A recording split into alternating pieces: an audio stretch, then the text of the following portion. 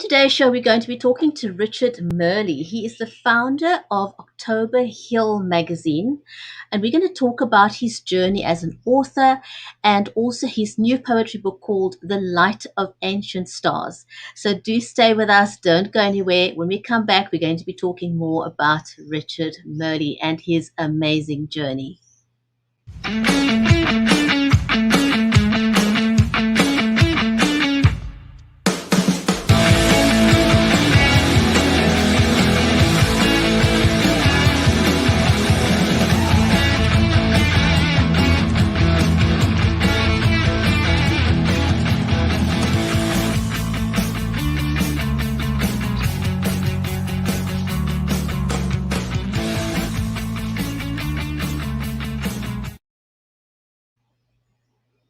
If you're just joining us, welcome to the Writers' Corner live show. Whether you're watching us on LinkedIn, on Facebook, on YouTube, on Twitter, Periscope, a hearty warm welcome. I'm your host, Brigitte Limbenda, and I'm from Cape Town in South Africa.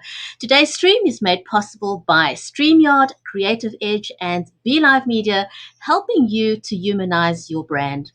If you want to know when we go live, then do please click the follow button on our Facebook page. It used to be the like button. Now it's the follow button. So please follow our page on Facebook, and over on LinkedIn, please click on the subscribe button and the notification button. So if you're watching us on YouTube, then you'll know when we go live. And today's show, we're going to be talking to the founder of the October Hill magazine about his journey as an author. A very, very interesting journey, so you don't want to miss that. And we're also going to talk a little bit about his new poetry book called The Light of Ancient Stars. But before we bring Richard onto the show, I want to first welcome my amazing co-host and friend, Mary Elizabeth Jackson. She's a special needs and disabilities advocate and also the award-winning author of the children's book series called Delicious, and she lives in Nashville in the USA. And so do let us know in the comments where you are joining us from. And so just like that, welcome to the show, Mary. How are you?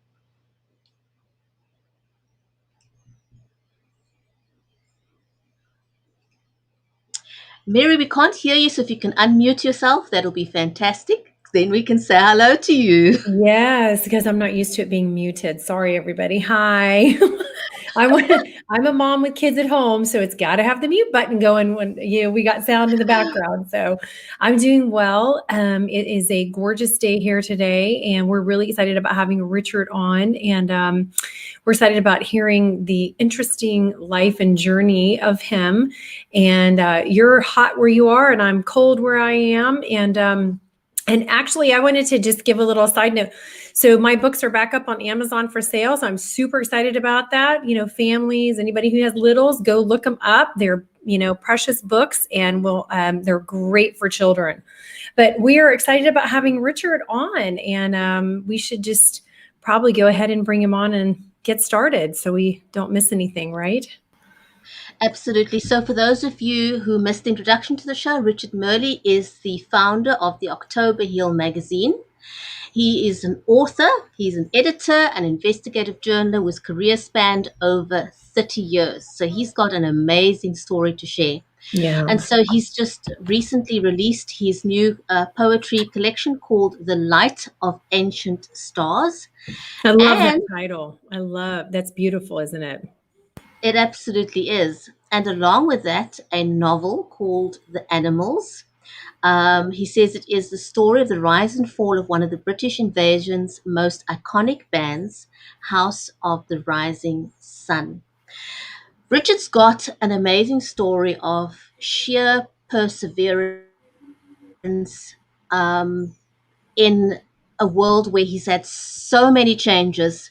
And I think his story is particularly interesting for us in the times that we're living in now with COVID, where we've had to pivot constantly, taken out of our comfort zone.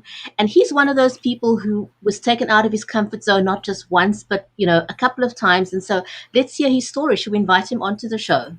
Yes, please. Okay, let's get him onto the show.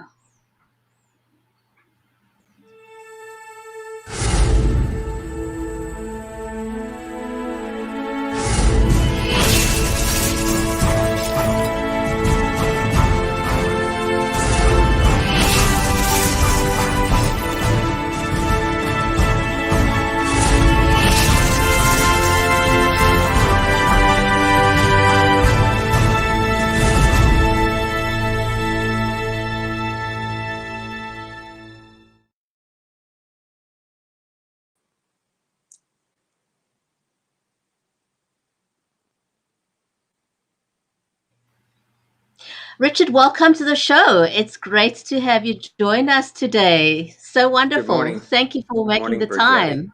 Good morning, Burgetti, and good morning, Marie Elizabeth. Wonderful Good to be morning. here. Pleasure to be here. Thank you for having me. We're excited about you being It's here. Oh, thank you. I'm excited to be here. Looking forward to speaking with you today.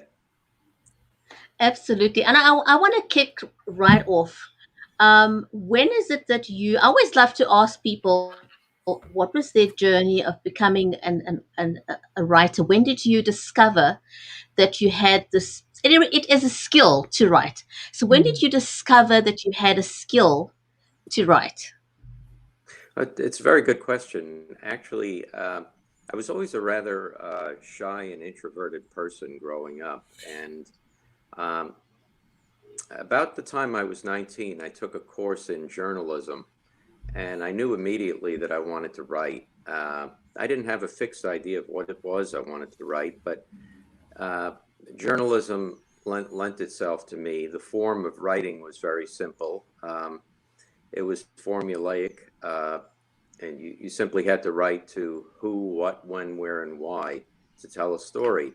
And in essence, you are telling a story by reporting on the facts and the characters of an event. And for me, it was also a means of connecting with people and overcoming my basic introversion and shyness. You had to go out into the community, interview people, meet people face to face, and ask difficult questions oftentimes. So for me, it was actually a sort of a coming out, so to speak, coming out of a shell and developing myself as a personality. But um, the journalism also sort of awakened another urge inside of me, and that was to develop other voices, and those other voices later became fiction, writing, and poetry. So that was actually the beginning of the journey for me. That's wonderful. A lot of people are drawn to, I think, in college journalism classes, whether they go forward with it or not, if they want to be a journalism major. I think it sparks interest in people who want to write, and it serves a really great purpose, I think, for many people, doesn't it? It really So, does. I think when you're in college, you're young, you're impressionable, and you're just being exposed to so much of the world. But for me, it was an exciting experience. My very first position with Gannett newspapers, I was sent to Washington, and I was able to meet the representatives in the House and Senate, who were then at that time, a long time ago, considering the impeachment of President Richard Nixon in Washington. So interesting that we find ourselves again in the midst of an impeachment hearing, but history seems to go in circles. It was a very rich and wonderful time for me. I had the opportunity to meet numerous senators from New York: Hamilton Fish, Mario Biaggi, um, Peter Rodino, those who were considering the vote on impeachment. I had an opportunity to review their mail from their constituents and uh, understand their thinking in the lead up to impeachment. And I reported right up until the time of the impeachment vote. And then several days later, President Nixon resigned, as everyone knew. So it was a really eye-opening experience for me as a young person and as a journalist. And you feel as if you're really a part of reporting history as history unfolds in the country at the time. So I think journalism is a great experience for a young person. You're suddenly thrust out into the world, and you have to confront the issues and the main actors and characters of the period. So I wouldn't have traded that experience for anything. That is absolutely amazing. So we want to hear a little bit more about your journey. But before we hear about your journey, we're going to take a very, very quick break.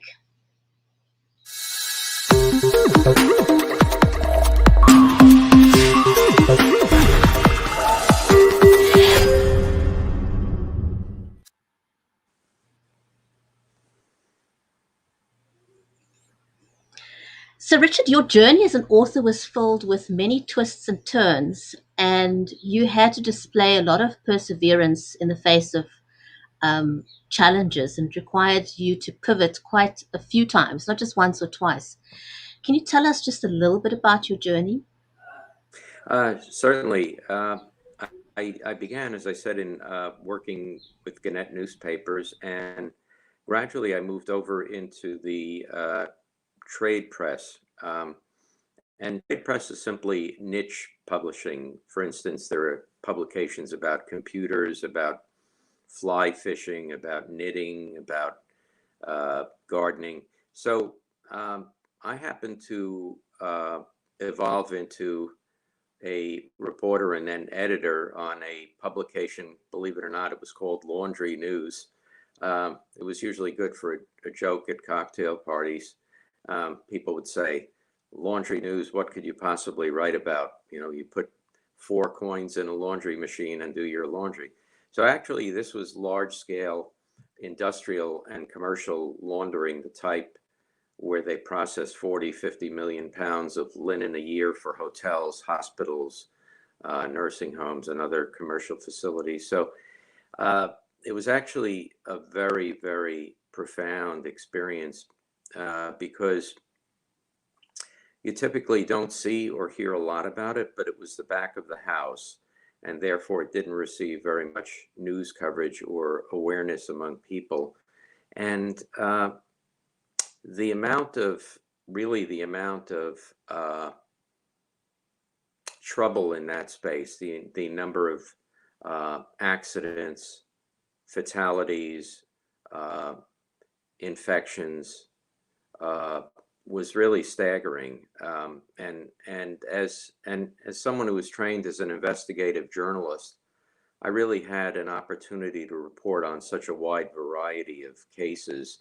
Um, the very first cases of workers in facility being infected with contaminated needles from hospitals and contracting both HIV and hepatitis, among other diseases. So, and there were a number of really shocking events, such as accidents in which machinery disintegrated, people were trapped and killed in machinery. Really, some horrendous accidents that were like something out of Charles Dickens in the 19th century. You wouldn't imagine that it's happening in modern America, but in fact it does. So we did an extensive investigative exams into a number of facilities. We reported on it, and we were, I'd like to think we were instrumental in helping to pass the OSHA bloodborne pathogens health standard, and also equipment lockout, tagout regulations to make sure that large scale equipment was turned off, locked off before it could be worked on by employees in the plant. So I think what we did as press was to report responsibly upon these conditions and bring them to the awareness of forefront for government officials who could then take proactive action to remedy some of these conditions in the workplaces. So Richard, I had a sorry, I wanted stint to of, just pick up on that. I think that's an important point, especially mhm, in the age where we're living now, with reporting that's so skewed and press getting there's a lot of bad press about the press. right. But I think, there's always a need for people like yourself who have um, been a responsible reporter, and you've made noises in the right direction so that action could be taken, and ultimately, in the case of the things that you did, it saved people's lives, literally. So not all press is bad. We just have to be responsible about what we put out there. Right. Well, I think you have to be responsible, and I think you have to have a very thick skin also, because these days, certainly, as you point out, the press is being reviled in many cases, for what it reports, and there's a feeling that somehow we should kill the messenger, the people who bring us the bad news. But I think the press is an institution. that can be a force for social good. I think it's our job to report. I still see myself as a member of the press, even though I'm not, to report what needs to be reported and to bring the dark things into the light so that they can be seen, and then people can decide to act responsibly to remedy these situations. So the press does have a really important role, as not only as a check on excess in government, but as a force that can shine a light into the sort of the dark recesses and dark spots in industrial operations today. Whether that's in Bhopal, India, reporting on what happened in the 1980s, or Three Mile Island, or Chernobyl in Russia. There's really an important role for the press to play, because in many cases, government officials and corporation executives do not want these facts brought to light. It makes their jobs much more difficult and complicated and costly in many cases too.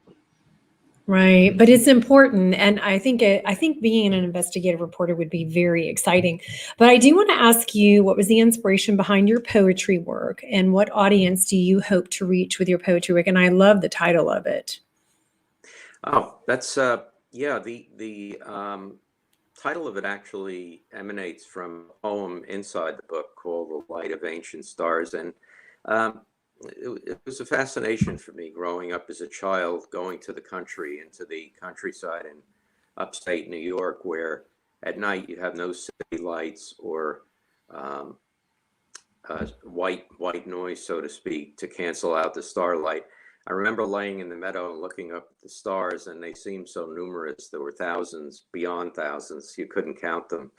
And everything seemed so close. So I began to study a little bit about astronomy, and it was a fascinating learning experience for me. And it rather shocked me that when we look up at the stars at night, we see twinkles and what appears to be light emanating from the stars. This light is actually reaching us many years after the stars have died. So these stars have actually either imploded or disappeared some time ago, but because they are so many light years away, the light of stars from those ancient stars is just reaching us now. And I thought that was a fascinating phenomenon and wanted to write about it. So, oftentimes things like that inspire me to look further, look beneath the surface, and understand things. Then I begin to write about them. That's amazing. Now the title completely makes sense, and it's fascinating. And those of us who live in the city, we miss out on so much. It's why I love going out to the countryside. You know, I love where Mary lives. It's a little bit more sort of also out of the city. You see more of nature. You can appreciate the night skyline um, so much more. And your poems, are they a reference to things that happened in your life?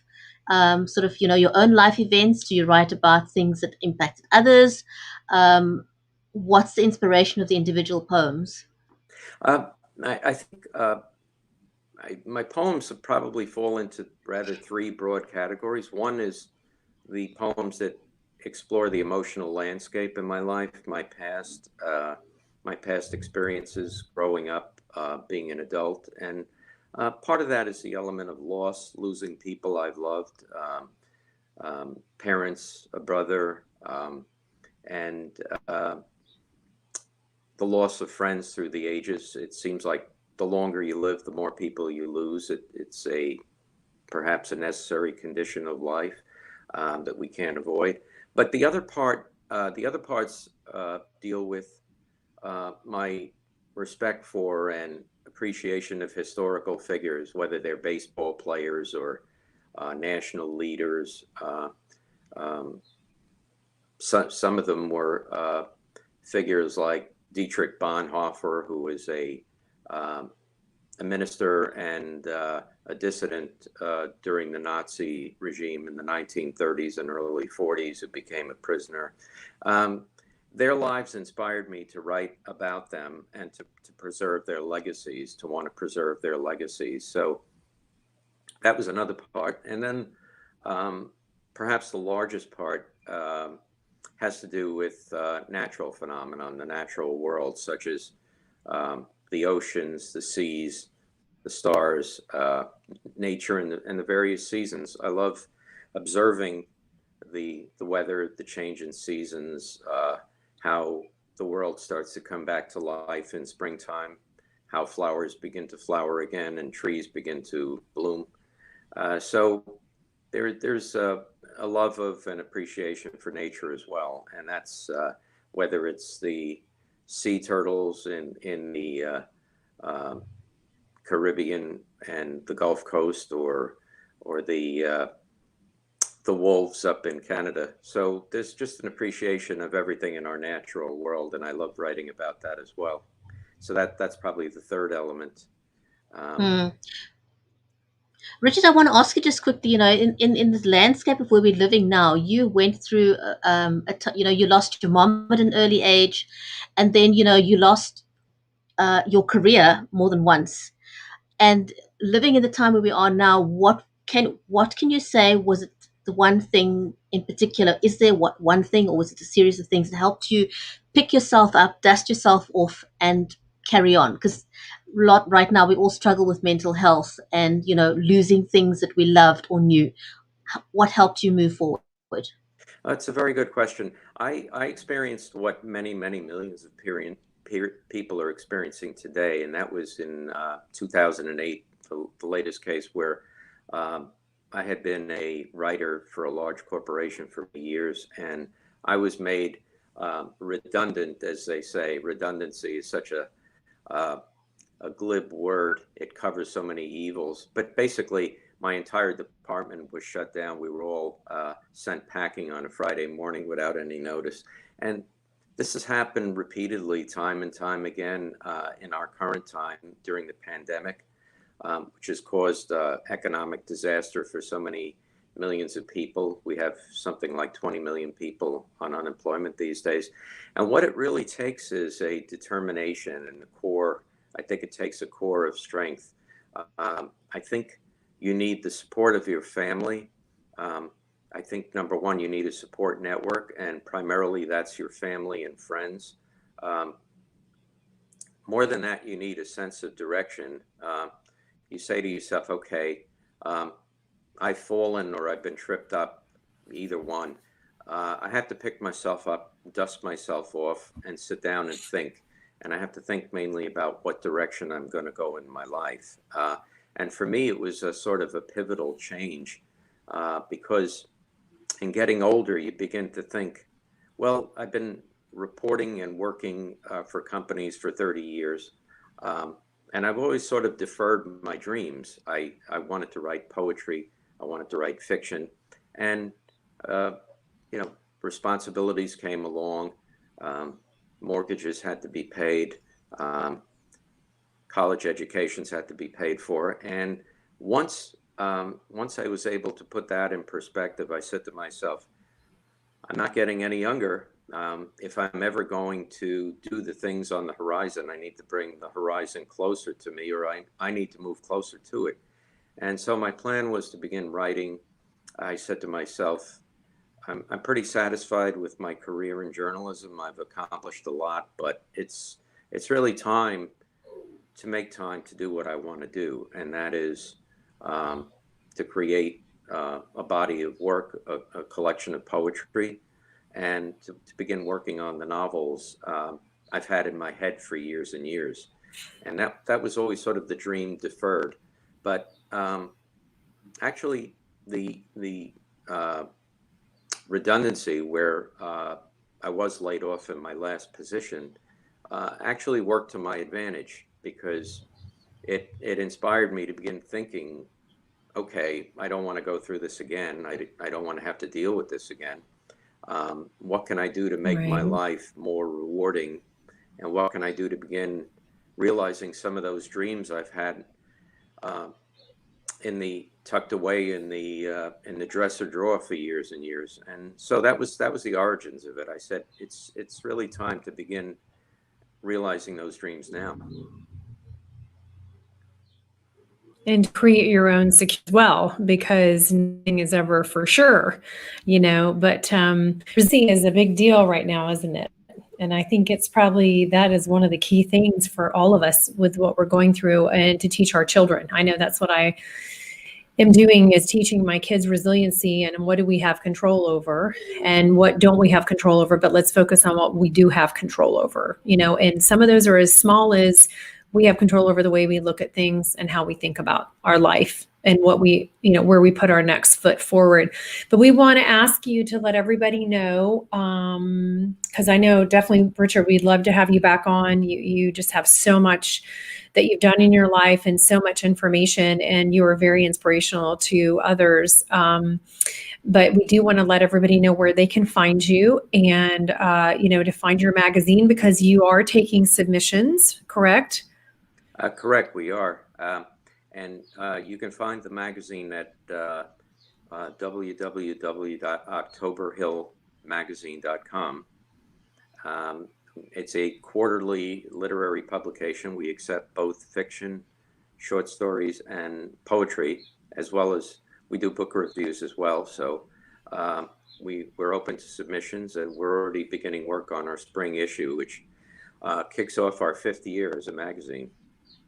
Wow. Congratulations. That's awesome. Oh, thank you very much. Yes. And that too sprang from the experience of wanting to be a fiction writer, actually knowing how difficult it was for young writers to begin their careers. The thought was to create a platform where young writers and aspiring authors could publish for the first time, and many of them have published for the first time with us. It's very exciting. Congratulations. That's amazing. Thank you very much. It's been very gratifying work, and we're excited about our 5th year. Fantastic. So everyone, you can go and find Richard at October Hill, www.octoberhill.com, and connect with him on his website, and also do your submissions there. So thank you for watching. Remember to write good stuff. Remember to be inspired, one conversation at a time. And just a short reminder again, if you want to know when we're going live, please go and follow our Facebook page, and on YouTube, please click the subscribe button and the notification bell so that you know when we go live again. Thank you for watching, whether you're watching on Facebook, on YouTube, on Periscope, on LinkedIn. Great to have had you here, and we'll see you again back next week, same time. Take care, everyone. Bye. Thanks for watching. Thanks for coming on, Richard. We enjoyed it.